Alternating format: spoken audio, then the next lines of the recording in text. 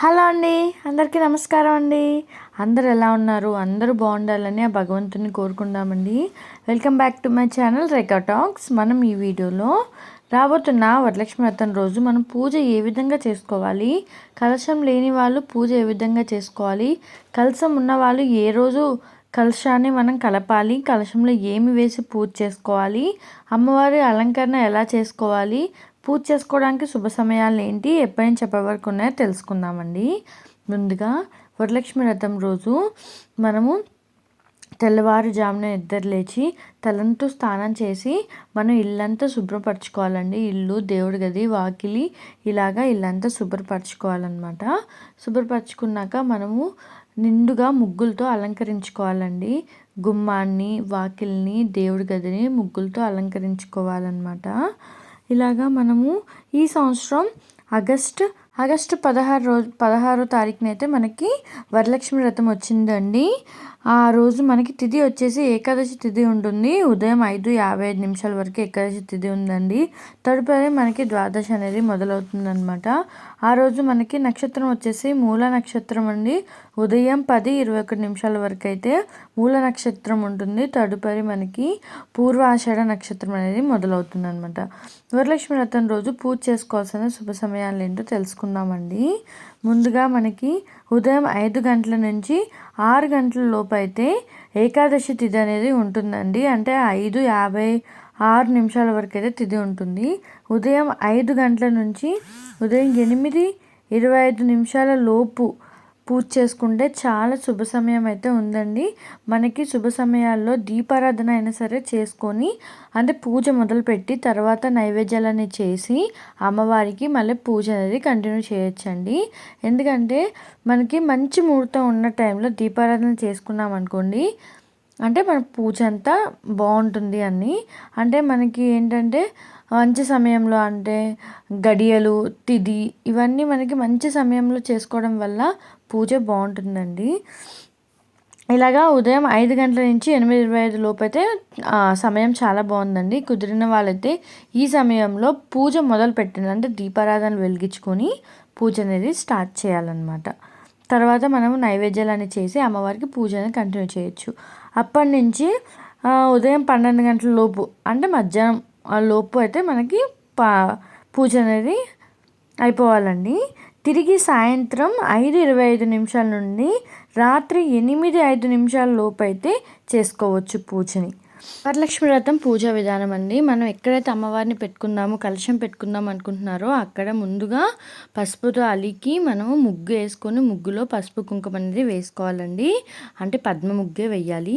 ఇప్పుడు నేను ఇక్కడ కలశం ఏర్పాటు చేస్తున్నాను. ముందుగా ఒక పీట పెట్టుకొని దానిలో ఒక క్లాత్ వేసుకొని ఒక వస్త్రాన్ని కింద ప్లేట్లో కొద్దిగా బియ్యం, 3 గుప్పిళ్ళు బియ్యం తీసుకొని అందులో ఒక కలశం చెంబుని తీసుకొని ఆ నీళ్ళల్లో మనము కొద్దిగా పసుపు, కుంకం, అక్షింతలు, పువ్వులు, కాయిన్ వేయాలండి. వేసి దానిపైన మనం కొబ్బరికాయ పెట్టి, కొబ్బరికాయ పైన ఒక బ్లౌజ్ పీస్ పెట్టి చుట్టూ మామిడాకులు లేదా తామలపాకులతో పెట్టుకొని అలంకరించుకోవాలి. ఆ కలశానికి మన దగ్గర ఉన్న బంగారం లేదా ఒక రూప్ ఉంటుంది కదండి, రూప్ తీసుకున్న రూప్ పెట్టుకొని పూజ అనేది చేసుకోవాలన్నమాట. ముందుగా అలా కలశం పెట్టుకున్న తర్వాత ఎదురుగా మనము పసుపు గణపతిని చేసుకోవాలండి. పసుపు గణపతిని చేసి మన దగ్గర ఆవు దూడ ఫోటో ఉంటుంది కదండి, ఉంటే అది ఆవు దూడ విగ్రహాన్ని, ఒక పక్కన లక్ష్మీదేవిని మనం పసుపు గణపతిని పెట్టి ముందు గణపతి పూజ చేయాలండి. కుంకుమ, పసుపు, అక్షింతలు, గంధంతో స్వామివారి పూజ అయిపోయిన తర్వాత స్వామివారికి నైవేద్యంగా బెల్లం సమర్పించాలి. పెట్టి దీపారాధన చూపించి హారతి వెలిగించి మనకి అక్కడ ఉన్న పసుపు గణపతిని కొద్దిగా చేతితో ఇలా కలపాలండి. అప్పుడు గణపతి పూజ అయినట్టు. ఇప్పుడు మనము వరలక్ష్మి వ్రతం అనేది చేసుకోవాలి. మనం ముందుగా పెట్టుకున్న కలశం పైన పసుపు, కుంకం, పువ్వులు, అక్షింతలతో పూజ చేసుకుంటూ మనం మంత్రాలు చదువుకుంటూ దీపారాధన అనేది చేసుకొని చూపించాలండి స్వామికి. దీపం, ధూపం, నైవేద్యం అండి. ఆ రోజు నైవేద్యాలు ఏం చేయాలి, ఎలా చేయాలో కూడా నేను ఒక వీడియో సపరేట్గా పెడతాను, లింక్ పెడతాను చూడండి. 1 గంటలో మనం చేసుకోవాల్సిన అమ్మవారి నైవేద్యాలన్నీ అయిపోతాయండి. ఇలాగా ఆ రోజు వరలక్ష్మి వ్రతం రోజు ఏ సమయంలో పూజ చేసుకోవాలో నేను మీకు వివరంగా చెప్పాను కదండి. పూజ విధానం కూడా అదే. కలశం లేని వాళ్ళైతే మామూలుగా ఫోటో పెట్టుకొని, లక్ష్మీదేవి ఫోటో పెట్టుకొని పూజ అనేది చేసుకోవచ్చు అనమాట. ఆ రోజు నేను ఇలాగ అమ్మవారిని అలంకరించుకొని కలశం పెట్టుకొని పూజ అనేది చేసుకుంటున్నానండి. అమ్మవారికి తాంబూలం, చీర, బ్లౌజ్ పీసు, పైన అమ్మవారికి తాంబూలం, అట్టిపళ్ళు, తమలపాకులు, గాజులు, ఒక్క, పసుపు, కుంకుమ, ముందు ఒక వస్త్రం, ఇలాగ అమ్మవారికి ముందుగా ముందు మనం తాంబూలంగా సమర్పించాలి. ఆ చీర ఎవరు కట్టుకోవాలి అంటే మనమైనా కట్టుకోవచ్చు అండి. మన ఇంట్లో ఉన్న పెద్దవాళ్ళు అంటే అత్తయ్య వాళ్ళకైనా అమ్మ వాళ్ళకైనా సరే ఇవ్వచ్చు అనమాట. అమ్మ వాళ్ళకే ఇవ్వాలి, అత్తయ్య వాళ్ళకి ఇవ్వాలంటే ముందు అత్తయ్య వాళ్ళకే ఇవ్వాలండి. లేదు అండి నేను అమ్మవారికి ఇస్తా అంటే పర్లేదండి, అమ్మ వాళ్ళకైనా ఇవ్వచ్చు. లేదనుకుంటే మీరు కూడా దేవుడి దగ్గర పెట్టిన చీరని కట్టుకోవచ్చు. ఆ రోజు తోరణం అండి, మనం ఒక తోరణం తీసుకొని దాన్ని ఒక ఐదు వరుసలుగా తోరణం తీసుకోవాలండి. దానికి తెల్ల దారానికి కొద్దిగా పసుపు రాసి 9 ముళ్ళు వచ్చేటట్టు 9 ముళ్ళు వేసుకొని మనము పువ్వు లేదా తమలపాకు, మామిడాకు ఇలాగా మనం ఏదైనా సరే పెట్టి దానికి తోరణంలా కట్టి మన చేతికి అనేది కట్టుకోవాలన్నమాట. పూజ అంతా అయిపోయిన తర్వాత చేతికి తోరణం కట్టుకోవాలండి వరలక్ష్మి వ్రతం జరిగిన రోజు. మనం ఆ రోజు వరలక్ష్మి వ్రతం చేసుకున్న రోజు ఖచ్చితంగా ముత్తైదులకి తాంబూలం అనేది ఇవ్వాలండి. తాంబూలంలో ఖచ్చితంగా శనగలు అనేది పెట్టాలన్నమాట. పచ్చి శనగలు తాంబూలంలో పెట్టి వాళ్ళకి మనం తాంబూలం ఇవ్వాలి. అది ఎలా ఇవ్వాలో నేను ఒక వీడియో అయితే చేశానండి, లింక్ దీంట్లో పెడతాను, మీరు చూడండి.